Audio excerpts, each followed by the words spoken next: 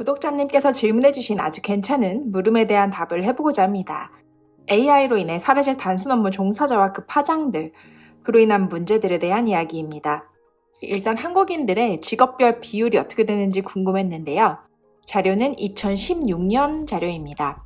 가장 많은 순서대로 하자면 단순 업무 종사자 18.7%, 전문직 종사자 15.1%, 사무 종사자 14.2%, 장치 기계 조작 및 조립 종사자 13.6%, 서비스 종사자 12.4% 등이었습니다. 자, 이 중에 어떤 종류의 일자리가 가장 먼저 사라질까요? 이 대답을 해줄 수 있는 분 중 한 명이 아마 전 세계에서 5손가락 안에 드는 미래학자 토마스 프레이일 텐데요. 구글이 선정한 세계에서 가장 영향력 있는 미래학자로 유명하신 분입니다. 그는 4차 산업혁명으로 인해 20억 개의 일자리가 사라질 것이라고 얘기도 했는데요. 20만 개도 아니고 20억 개. 무시무시한 숫자임에는 틀림이 없습니다. 일단 그가 예측하기로 전 세계의 지각 변동만큼 라이프 스타일을 변하게 할 기술로는 자율주행을 꼽았습니다. 예를 들어서 이런 느낌입니다. 150년 전 사람들에게 1000km를 간다는 것은 걸어서 간다면 몇 달간의 여행을 뜻했고, 아무리 빠르게 간다고 해도 단 며칠 안에는 갈 수 없는 거리죠. 하지만 지금은 어떤가요? 자동차가 생긴 이후로는 1000km 이동은 흔하고 사소한 일이 되어버렸죠. 세상을 바라보는 시각 자체가 변하게 된 것이 자동차라는 존재입니다. 그런데 토마스는 자율주행이 자동차의 출현보다도 더 큰 변화를 가져올 것이라고 말했습니다. 믿기지 않는 미래가 펼쳐지는 것은 맞는 것 같은데요. 자율주행에 관해서는 또 할 말이 많지만 오늘은 그로 인해 잃게 되는 직업을 먼저 보겠습니다.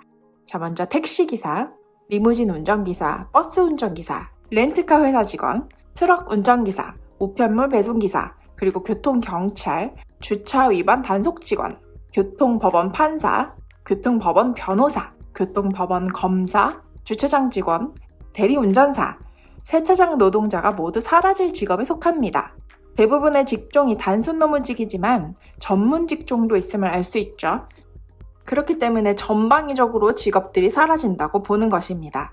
저 위에 직업의 생명은 약 10년 정도 남았는데 업종에 종사하시는 분들은 부디 다음 직업이나 미래를 대비하시는 것을 적극 추천드립니다.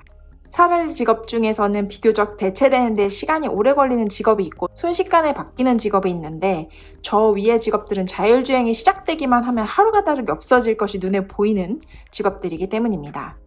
전 세계를 바꿀 기술, 언제나 탑 5위 안에 꼽히는 것 중 하나인 드론.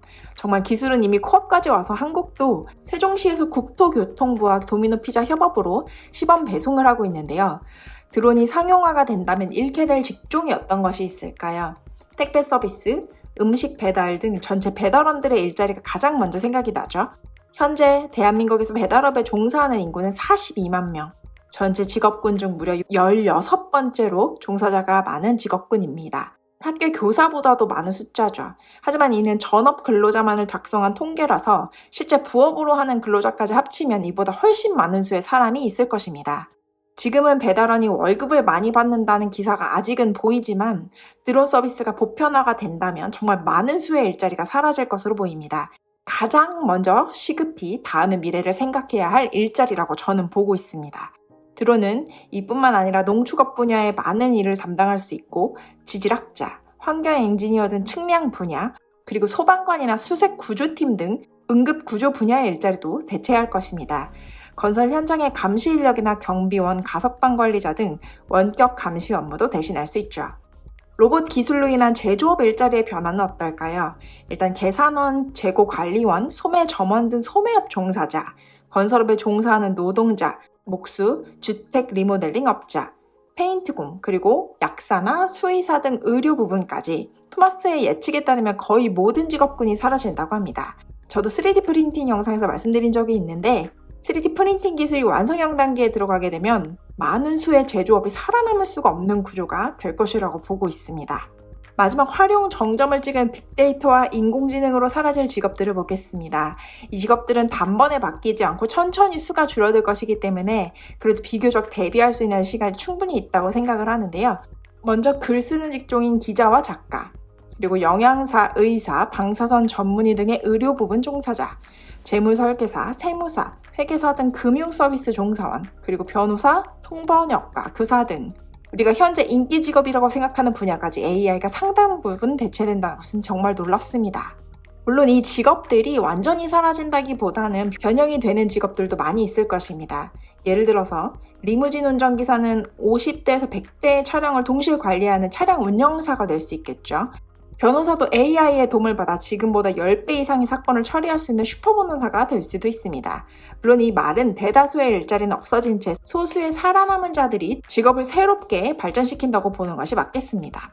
지금 앞서 말한 일자리나 본인의 일자리가 위험군에 속한 것 같다라고 생각이 드신다면 차근차근 다음 단계를 준비하셔야겠죠.